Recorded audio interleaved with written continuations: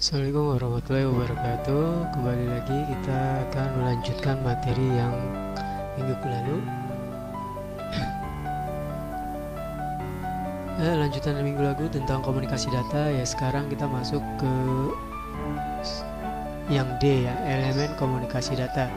Ya, untuk mengkomunikasikan data dari satu tempat ke tempat yang lain minimal harus memiliki 3 elemen ya. Yang pertama itu ada sumber data atau source ya. Kedua, media transmisi atau transmission media, dan yang ketiga atau penerimanya, penerima atau receiver ya. Jadi komunikasi data ini harus ada 3 elemen tersebut. Kalau salah satunya tidak ada, dia tidak bisa disebut, tidak akan terjadi komunikasi data ya. Contohnya komunikasi data seperti gambar di bawah ini ya. Kemudian yang E ini model komunikasi data ya. Dari elemen komunikasi data di atas dibentuklah suatu model komunikasi data yang digunakan dalam sehari-hari ya. Model komunikasi data gambarnya seperti ini model sederhana dari komunikasi data ya. Di sini ada source, dari source terus ke transmitter, dari transmitter ke transmission system, kemudian receiver dan destination di akhirnya. Ya, penjelasan dari gambar di atas yaitu ada source itu sumber ya, sumber itu menghasilkan data untuk ditransmisikan. Kemudian ada transmitter atau pemancar, yaitu mengubah data menjadi sinyal yang dapat dipancarkan. Kemudian ada sistem transmisi atau transmission system, yaitu membawa data ya. Nah, kemudian ada receiver atau penerima. Penerima ini mengubah sinyal yang diterima menjadi data tujuan. Dan yang terakhir ada destination atau pengambilan data, penerima data.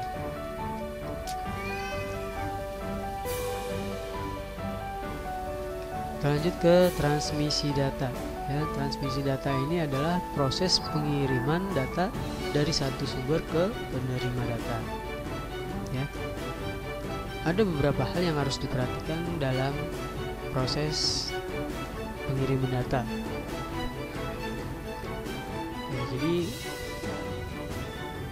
untuk mengirim data itu kita harus memperhatikan proses sebagai berikut, yaitu yang pertama media transmisinya yang digunakan, kemudian kapasitas channel transmisinya, lalu ada tipe channel transmisinya, kemudian harus tahu kode transmisi yang digunakan, terus mode transmisinya apa, terus lalu protokol perangkat lunaknya, dan penanganan kesalahan transmisinya gimana ya. Ini adalah beberapa hal yang harus diperhatikan dalam proses pengiriman data. Untuk selanjutnya ke media komunikasi. Media komunikasi yang dapat digunakan adalah sebagai berikut. Yang pertama ada menggunakan kabel UTP, shielded twist pair, dan kabel STP, shielded twist pair. Kemudian ada kabel koaksial, fiber optik, dan radiasi ultraviolet. Di sini ada contoh gambar dari kabel UTP dan gambar kabel STP ya. Lalu ada gambar di sini contoh gambar dari kabel koaksial ya. Biasanya ini antena. Dan berikutnya ini contoh dari gambar kabel fiber optik ya. Nah, di sini ada contoh alat radiasi elektromagnetik, ada satelit dan wireless. Berikutnya kapasitas channel transmisi ya. Bandwidth itu menunjukkan sejumlah data yang dapat ditransmisikan untuk satu unit waktu yang dinyatakan dalam satuan bit per second ya, dan karakter per second atau bps. Nah, kapasitas atau transfer rate dari suatu channel transmisi dapat digolongkan dalam 3 golongan. Yang pertama itu narrow band channel. Dan narrow band channel ini transfer rate-nya rendah ya, atau lambat lah, sangat lambat lah, dari berkisaran 50 sampai 300 bit per second ya. Nah, ini biasanya digunakan contohnya itu telegraph ya. Nah, kemudian golongan yang kedua itu voice band channel. Nah, transfer rate-nya di sini sekitar 300 sampai 500 bit per second ya. Ini biasanya digunakan oleh telepon. Dan yang terakhir itu wideband channel, yaitu sampai 1 juta bit per second. Nah, contohnya jalur telepon jarak jauh yang menggunakan media transmisi. Kemudian ada tipe channel transmisi ya.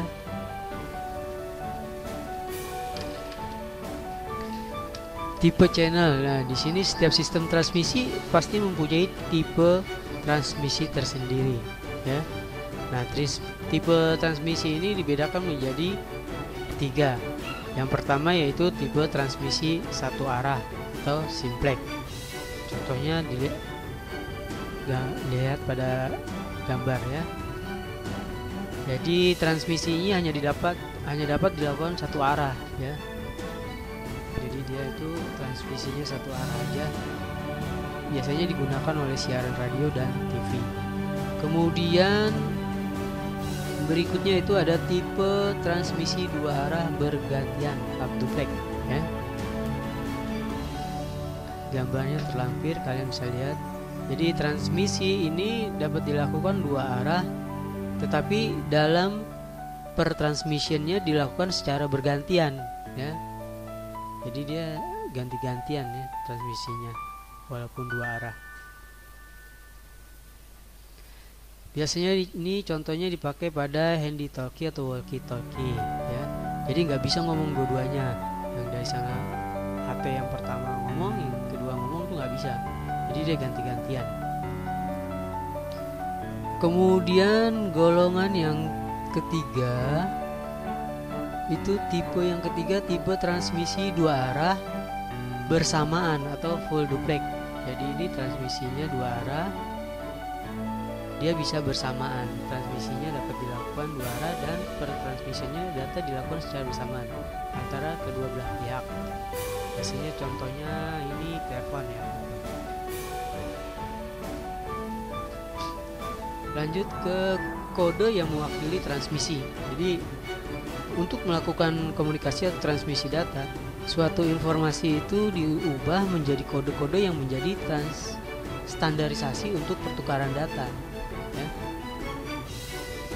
Jadi kalau kita melakukan komunikasi atau transmisi data, itu informasinya diubah menjadi kode-kode yang menjadi standarisasi untuk pertukaran data. Nah, kode-kode tersebut antara lain ialah yang pertama ini ada BCD, binary code desimal ya. Nah, BCD ini untuk satu karakter yang disimpan di main memory itu diwakili oleh kombinasi digit binary atau bit ya, dengan 1 byte terdiri dari 4 bit. Nah, untuk kode yang kedua yaitu SBCDIC atau standar binary code decimal interchange code. kode. Yang pertama BCD, binary coded decimal. Yang kedua SBCDIC, standard binary coded decimal interchange code ya.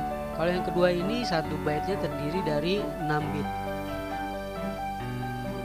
Nah, kode yang ketiga itu ada EBCDIC, yaitu Extended Binary Coded Decimal Interchange Code ya. Dia ini 1 byte-nya terdiri dari 8 bit. Jadi 1 byte yang pertama itu 4 bit, yang kedua 1 byte-nya 6 bit, yang ketiga 1 byte-nya 8 bit. Kemudian ada yang keempat, kode yang keempat itu ASCII, American Standard Code for Information Interchange atau American Standard Committee on Information Interchange. Dia ini satu byte-nya terdiri dari 7 bit ya. Dan yang terakhir itu Baudot Code Temurai Code. Nah ini yang terakhir ini satu byte terdiri dari 5 bit. Jadi semua kode itu berbeda-beda ya satu byte-nya. Ini adalah kode-kode yang menjadi standarisasi untuk pertukaran data ya. Kemudian ada mode transmisi ya. Mode transmisi ini ada dua jenis ya, yaitu parallel transmisi dan serial transmission. Parallel transmission dan serial transmission ya.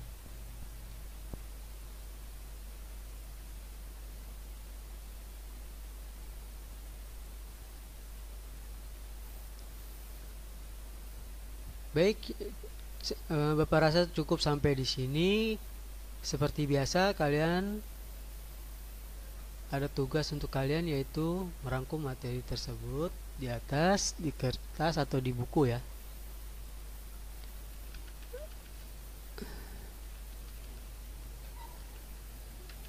Di buku. Hasil tugasnya bisa difoto lalu kirim via email ya. Emailnya terlampir dengan subjek emailnya sebagai berikut, itu nama kalian, kelas. Baik, terima kasih Bapak Kiri. Assalamualaikum warahmatullahi wabarakatuh.